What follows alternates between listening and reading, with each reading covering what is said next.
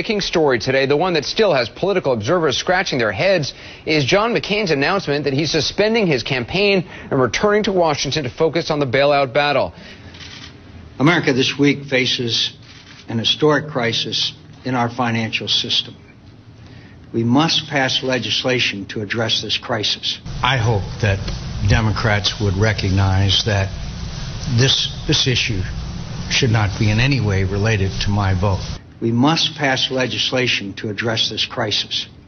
If we do not, credit will dry up with devastating consequences for our economy. People will no longer be able to buy homes, and their life savings will be at stake. Our economy, I think, still, the fundamentals of our economy are strong. This certainly isn't the Great Depression, don't get me wrong. Do you think there's a risk of another Great Depression? Unfortunately, that is the road that America may find itself on. So I agree with Governor Palin. There's so much at stake here. I'm pleased to see that Congress is planning on acting rather rapidly. I do not believe that the plan on the table will pass as it currently stands, and we are running out of time. We also have to balance that with full scrutiny of the written legislation. Last Friday, I laid out my proposal, and I've since discussed my priorities and concerns with the bill. Well, I have to see it and be convinced myself. I'll be looking at it. I have not seen the details of it. The question is that I've got to examine the details of it. Are you worried this is going to get stampeded through, rushed through without proper scrutiny? I am worried about that.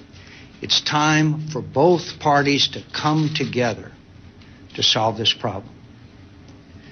We must meet as Americans, not as Democrats or Republicans, and we must meet until this crisis is resolved. When John McCain, and he was nice enough to call me on the phone and said he was racing back to Washington. Yeah. And our people here were told it's so serious he's getting on a plane immediately and racing back to Washington. And now we've just been told, here, take a look. Do we have it on the thing? This is going live.